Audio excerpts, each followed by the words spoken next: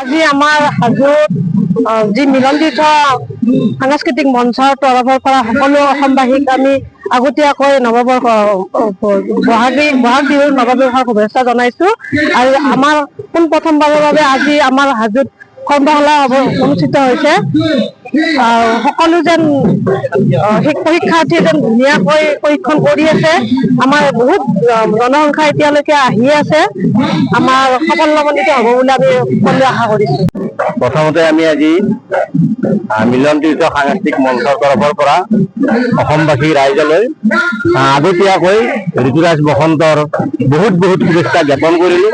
আৰু সাংস্কৃতিক মঞ্চৰ উদ্যোগত আমি বিহু আখৰাৰ এখনি আজি আয়োজন কৰিছোঁ। ইয়াত আজি আমাৰ প্ৰায় 150 গৰাকী শিক্ষাৰ্থীয়ে ইয়াত অংশগ্ৰহণ কৰিছে আৰু পৰৱৰ্তী সময়ত আৰু শিক্ষাৰ্থী আহি আছে। আমি আশা ৰাখিম আমাৰ এই কৰ্মশালাৰ যোগেৰে যাতে সকলো অসমীয়া ল'ৰা ছোৱালীবিলাকে আমাৰ অসমৰ যাতে অনুপ্ৰাণিত হয়, যাতে বিহু আমাৰ বাপুতি সাহোন, বিহু অবিহনে আমাৰ জাতিটোৰ অস্তিত্ব নাই।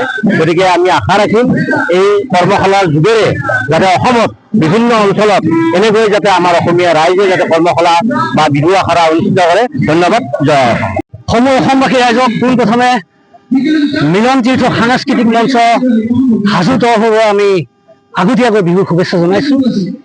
কথাটো হ'ল হাজোত পোনপ্ৰথমবাৰৰ বাবে হাজো অঞ্চলৰ যিখিনি সাংস্কৃতিক কৰ্মী আছে সকলোৱে লগ লাগি আমাৰ যিখিনি পুৰণি শিল্পী, নতুন শিল্পী, পুৰণি নতুন কথা নাই, শিল্পী চব সমান। অসমৰ পৃথিৱীত যিমান শিল্পী আছে সকলো সমান শিল্পী।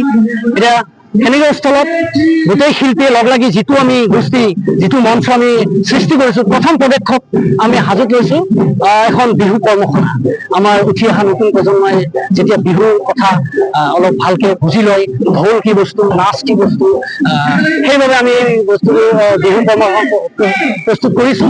আৰু সমূহ ৰাইজৰ আমি বৰ ভাল লাগিছে। আজিও যথেষ্ট আমাৰ প্ৰশিক্ষাৰ্থী আহিছে, নথৈ আনন্দিত হৈছোঁ। এই এটাই বাৰ্তা মোৰ, হাজোবাসী ওলাই আহক, আমাৰ মিলন তীৰ্থৰ লগত সাংস্কৃতিক মঞ্চৰ লগত একত্ৰিত হৈ এই মঞ্চখন আগুৱাই নিয়াত সহায় কৰক। ধন্যবাদ।